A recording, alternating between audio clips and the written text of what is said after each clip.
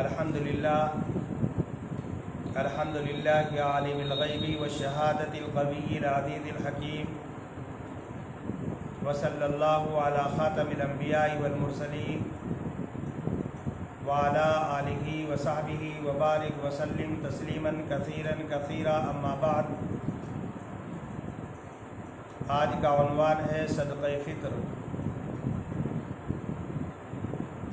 बुज़ुर्गान मोहतरम, जो आदमी निसाब का मालिक है, साहिब निसाब है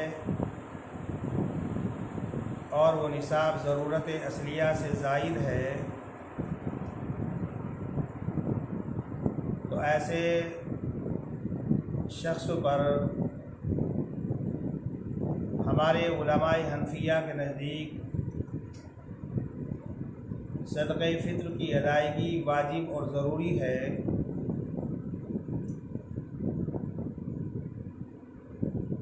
जिस मर्द या जिस औरत की मिल्कियत में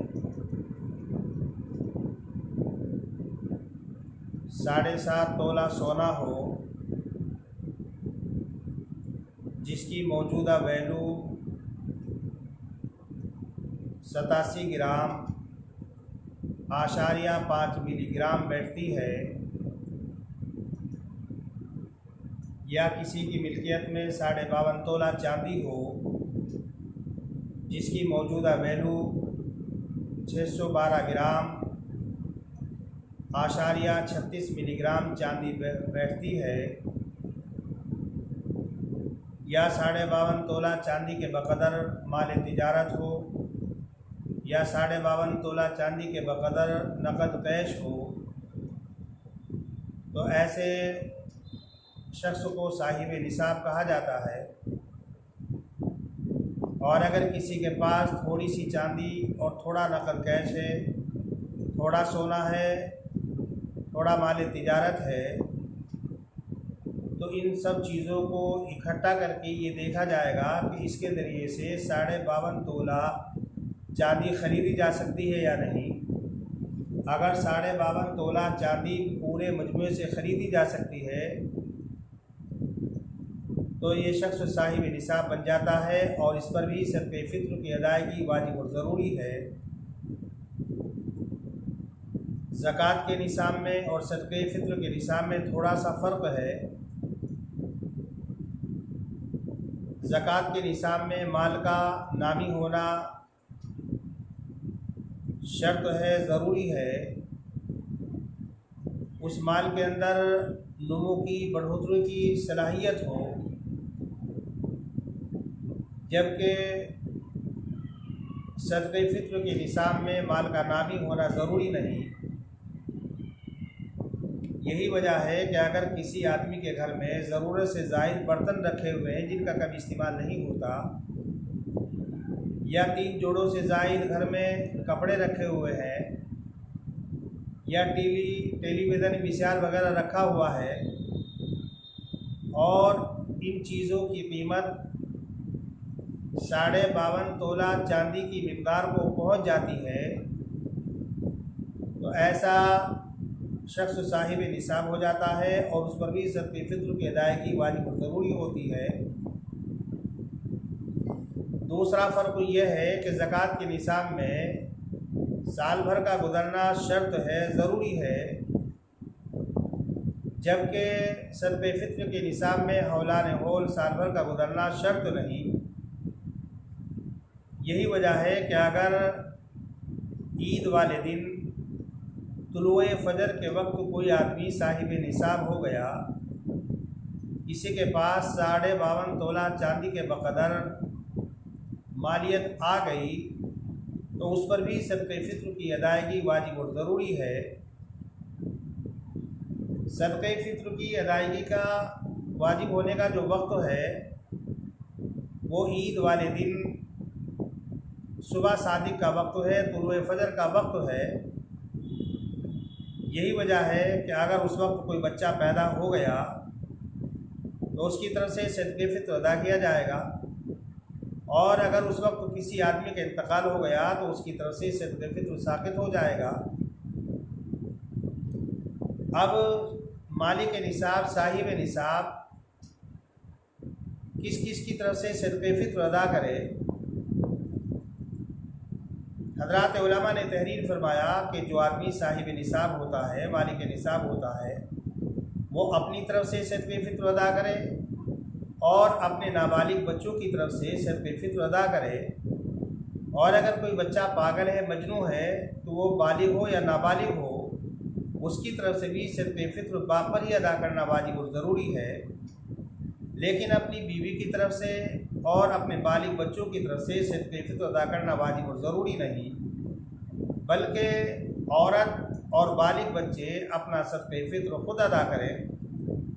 लेकिन हमारे उर्फ़ में, हमारे माशरे में आम तौर पर घर का जो ज़िम्मेदार होता है, घर का जो सरबराह होता है, वो पूरे घर वालों की तरफ से सदक़े फ़ित्र अदा कर देता है। तो अगर किसी ने सब की तरफ से सदक़े फ़ित्र अदा कर दिया तो सब की तरफ से सदक़े फ़ित्र अदा हो जाएगा। लेकिन बेहतर ये है कि अगर वो अपनी औरत की तरफ से, अपने बालिग बच्चों की तरफ से सदक़े फ़ित्र अदा कर रहा है तो उनको बाखबर कर दे, ताकि सदक़े फ़ित्र की अदायगी के वक्त उनकी तरफ से नीयत पाई जाए और वो भी सवाब के अंदर शरीक हो जाए। और अगर बाप का इंतकाल हो गया, दादा मौजूद है, तो दादा पर ज़रूरी है कि अपने नाबालिग पोतों की तरफ से सदक़े फ़ित्र अदा करे। और अगर बाप का भी इंतकाल हो गया, दादा का भी इंतकाल हो गया और बच्चों की माँ मौजूद है और वो माँ साहिब निसाब है, तो उस माँ पर, उस औरत पर अपने नाबालिग बच्चों की तरफ से भी सदक़े फ़ित्र अदा करना वाजिब और ज़रूरी नहीं। अब रहा मसला कि सदक़े फ़ित्र किसको दिया जाएगा। बुज़ुर्गान मोहतरम, जिन लोगों को ज़कात दी जाती है, जो ज़कात के मुस्तहिक़ होते हैं, उन्हीं लोगों को सदक़े फ़ित्र दिया जाएगा। तीसरी बात यह है कि सदक़े फ़ित्र जो है, अहादीस मुबारका में किन किन मालों से और किन किन ताम से, किन किन चीज़ों से देने का हुक्म दिया गया, इस सिलसिले में आप ये बात ध्यान में रखें कि हदीस पाक में 4 चीज़ें बयान की गई जिनके ज़रिए से सदक़े फ़ित्र अदा किया जाए। नंबर 1 गंदुम, नंबर 2 किशमिश, नंबर 3 खजूर, नंबर 4 जौ, और बाद रिवायतों में पनीर का लफ्ज़ भी आया है। लेकिन रसूल अकरम सल्लल्लाहु अलैहि वसल्लम ने ये 4-5 चीज़ें जो बयान की है, ये लोगों के हालात के एतबार से बयान की गई। अगर कोई आदमी अच्छा खासा मालदार है तो उसको चाहिए कि वो सदक़े फ़ित्र जो है किशमिश के ज़रिए से अदा करे। और किशमिश का जो वज़न है वो 3.5 किलो है, जिसकी कीमत तकरीबन 1900-2000 रुपये के लगभग बैठती है। और अगर उससे कुछ कम दर्जे का है तो खजूर के ज़रिए से सदक़े फ़ित्र अदा करे। और खजूर की भी मिक़दार 3.5 किलो है, जिसकी कीमत तकरीबन 800-900 रुपये के लगभग बैठेगी। और अगर उससे कुछ कम दर्जे का है तो वो जौ के ज़रिए से सदक़े फ़ित्र अदा करे। और इसकी मिक़दार भी 3.5 किलो है, जिसकी कीमत तकरीबन 400, 450, 500 के लगभग बैठेगी। और अगर इससे भी कम दर्जे का आदमी है तो वो सदक़े फ़ित्र गेहूँ के ज़रिए से अदा करे या आटे के ज़रिए से अदा करे, जिसकी मिक़दार 1.25 किलो गंदुम या 1.25 किलो आटा बैठता है। लेकिन हमारे यहाँ उर्फ़ में आदमी साहिब हैसियत है, मालदार है, अल्लाह ने माल व दौलत से नवाजा है, वो भी गंदुम के ज़रिए से सदक़े फ़ित्र अदा कर रहा है। और जो बेचारा गरीब है वो भी गंदुम के ज़रिए से सदक़े फ़ित्र अदा कर रहा है। ऐसा नहीं होना चाहिए। अपनी हैसियत के एतबार से सदक़े फ़ित्र अदा करना चाहिए। अब इन 4 चीज़ों के अलावा अगर कोई आदमी बाजरा या जौ, बाजरा या मक्की या कोई चावल वगैरह देना चाहता है तो हज़रात उलमा ने फरमाया कि 1.25 किलो गेहूँ की जो कीमत है, उस कीमत के ज़रिए से जितने चावल आ सकते हो, जितना बाजरा आ सकता हो, जितनी मक्की आ सकती हो, इतना ख़रीद कर सदक़े फ़ितर में अदा किया जा सकता है। इसी तरीके से अगर कोई आदमी सदक़े फ़ितर में गन्ने के अलावा नए कपड़े वगैरह देना चाहे तो नए कपड़े वगैरह भी सदक़े फ़ितर में दिए जा सकते हैं। अब रहा मसला कि सदक़े फ़ित्र की हिकमत और मसलियत क्या है, तो रसूल अकरम सल्लल्लाहु अलैहि वसल्लम ने इरशाद फरमाया कि सदक़े फ़ित्र की अदायगी में दो हिकमतें और दो मसलियतें बयान की गई। एक तो ये कि आदमी जो रोज़े रखता है और रोज़े में लायानी बातें करता है, लायानी उमूर का सुदूर होता है, कुछ लग़्व बात हो जाती है, कुछ गलत बातें हो जाती हैं, तो सदक़े फ़ित्र देने से अल्लाह तबारक व तआला रोज़ों को पाक और साफ़ कर देता है और अल्लाह तबारक व तआला के यहाँ रोज़े कबूल हो जाते हैं। दूसरी हिकमत हज़रात मुहद्दिसीन ने बयान फरमाई कि मसाकीन के लिए खाने का ज़रिया है।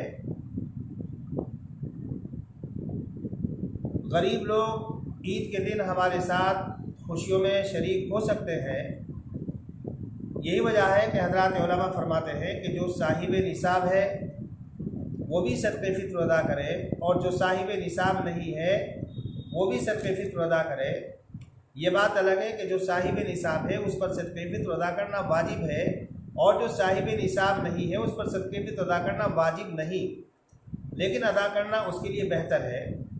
क्योंकि रसूल अकरम सल्लल्लाहु अलैहि वसल्लम ने जो हिकमत बयान फरमाई कि सदक़े फ़ित्र देने से रोज़े के अंदर जो लग़वियात हो जाती हैं, जो बेकार बात हो जाती हैं, जो लायानी उमूर का सुदूर हो जाता है, तो अल्लाह तबारक व तआला सदक़े फ़ित्र के ज़रिए से रोज़ों को उन चीज़ों से पाक और साफ़ कर देता है। ज़ाहिर सी बात है, रोज़ा साहिब निसाब आदमी भी रखता है, जो साहिब निसाब नहीं होता वो भी रोज़ा रखता है। और फिर अबू दाऊद के अंदर है, रसूल अकरम सल्लल्लाहु अलैहि वसल्लम ने इरशाद फरमाया कि अगर मालदार आदमी सदक़े फ़ितर अदा करता है तो अल्लाह तबारक व तआला तज़किया पैदा करता है, पाकी और सफाई उसके अंदर पैदा करता है। लेकिन अगर गरीब आदमी जो साहिब निसाब नहीं सदक़े फ़ितर अदा करता है तो अल्लाह तबारक व तआला उससे ज़्यादा उसको मरहमत कर देता है, अता कर देता है। सदक़े फ़ित्र किस वक्त देना चाहिए? वैसे तो आप रमज़ान के शुरू में, रमज़ान के बीच में दे सकते हैं, लेकिन ईद से 2-4 दिन पहले ही देना चाहिए ताकि गरीब लोग ईद की खुशियों में सबके साथ शरीक हो सकें।